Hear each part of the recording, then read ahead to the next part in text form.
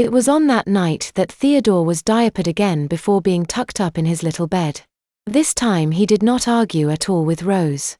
It was now very obvious that he would have to wear these diapers at bedtime until he got over his bedwetting. However, Theodore was finding all of these proceedings some form of comfort. He found he was enjoying the sensations of being pampered and cared for like a baby.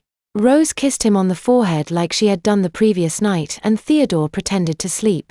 When Rose closed the door, Theodore opened his eyes and reached under the pillow behind his bed. After fumbling around for a few short moments, he managed to find the pacifier and get it up to his face. With nervous excitement and shaking hands, Theodore took the pacifier, put its nipple into his mouth. The nipple of the pacifier did not reach as far back into his mouth as his thumb did, however. The joy he got from this act was fabulous. Theodore closed his eyes and imagined that he had regressed back to babyhood.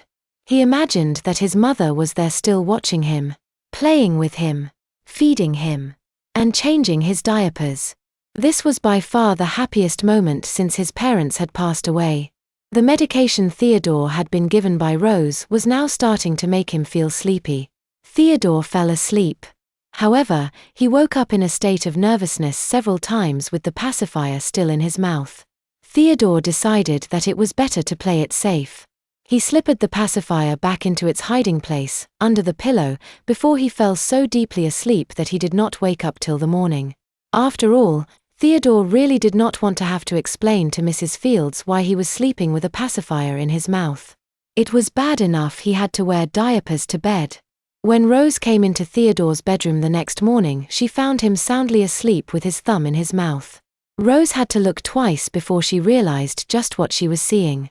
Rose awoke Theodore like she had done the day before. She duly removed his wet diaper before sending him off for his morning bath. The rest of the week passed quite uneventfully. Theodore continued to get used to having to be diapered before bedtime. He had by now decided that he liked the security of knowing he would not wake up in wet bedclothes. On 2 occasions Rose was somewhat disturbed to find that Theodore's diapers had some brown stains on them. However, she soon thought to herself that this could be a case of Theodore not wiping himself properly after using the bathroom. Rose made a call to the psychiatrist later that week to ask him about Theodore's thumb-sucking. The psychiatrist did not seem to be too concerned. He went on to tell Rose that he would talk to Theodore in the future about his thumb-sucking. However, he stated that a minor regression behavior like this was not uncommon for someone who had been through what Theodore had been through. He also made it very clear that the behavior Theodore was displaying was completely harmless. The psychiatrist seemed to be more concerned with Theodore's moon and how he had adapted to wearing diapers of a nighttime. Rose went on to tell the psychiatrist that Theodore seemed to be happier since being given the medication that had been prescribed. Rose continued to tell the psychiatrist that Theodore had now stopped moping around the house like he did when he first moved in. She told him that Theodore hadn't wanted to go out and see his friends yet. The psychiatrist advised her to be patient, that those things took time. After another week, Theodore's body started to adjust to the antidepressant and he found it easier to stay awake in bed without falling asleep.